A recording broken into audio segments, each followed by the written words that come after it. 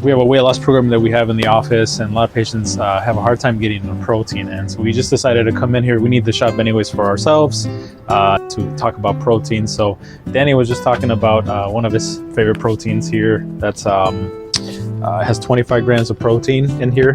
So 25 grams actually is a pretty good amount. Most people, if you get between 25, I'll say to 35 per meal.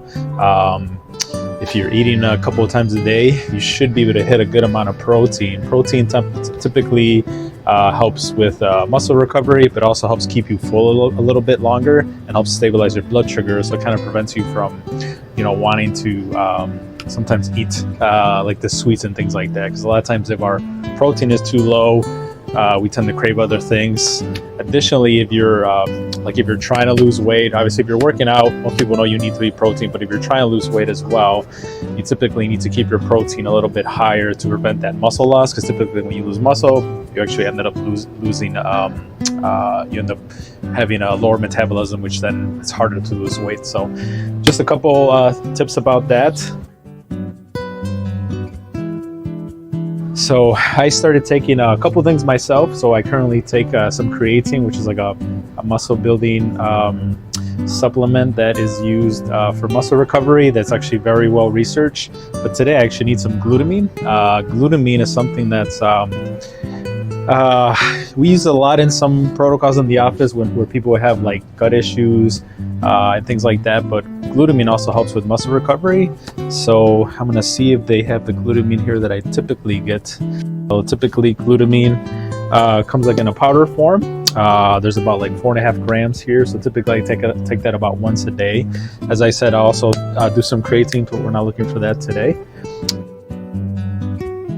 So we talked about protein powder. Protein powder is something that you could throw into, one of the things I do, maybe not the most appetizing, is I will use some oatmeal, microwave that, and then I'll throw in some protein powder in that. And then typically I'm able to get anywhere between 25 again to 35 or even 40 grams of protein. I typically eat that in between patients. It kind of keeps me full, keep my energy up.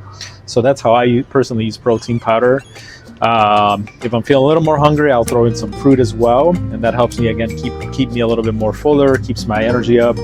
That'll help keep your blood sugar levels and your insulin levels kind of more stabilized. So that's how I use protein powders. Ready-made shakes here, I think that are in here. I'm actually going to get a couple of these. So very similar to Danny, the way he described. I use them on the go. So there's certain times of the week probably where I just don't have the ability to make some oatmeal with protein powder. So I will choose to do one of these ready-made shakes. So I typically try to have some of these as well. If after a workout, if I'm feeling a little hungry, a little energy, I'll have some of these during after my workout. So I'm going to try this just salted caramel. Just kind of looks interesting based on the color. And then I'm actually going to try also the vanilla as well. Depending on your digestion, you may also want to look at different types of protein makes. So there's like plant-based protein. There's what's called whey protein. There's also casein. The most commonly protein is usually whey protein. Casein is a little bit different. I know I've experimented a little bit with more plant-based. There's a little bit of pros and cons with that. If you have questions about that, feel free to reach out as well. But the two I'm getting are actually more whey protein chips we have. So I've actually tried some of these myself. So sometimes you just crave, potato chips, and maybe that's not the best option for you. So a lot of times I will supplement with these. The key with these that you want to watch out for, and with some of the things we're actually taking, you just want to pay attention to how much sodium they have. Some of these things tend to have a little bit higher sodium, so you just want to make sure you're watching your overall sodium intake. And then typically, if you're eating out, you tend to have more sodium in the foods you're eating out as well. So you want to kind of try to balance that a little bit more. Ready-made kind of like Pop-Tart things. So I'm going to get a couple of these.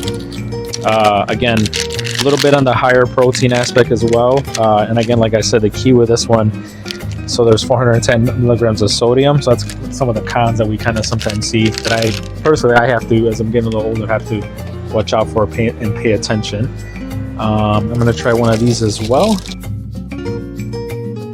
But if you guys have any questions about anything we talked about any supplements or any protein intake questions or anything like that, feel free to reach out. Thanks for watching the video. We'll see you the next time.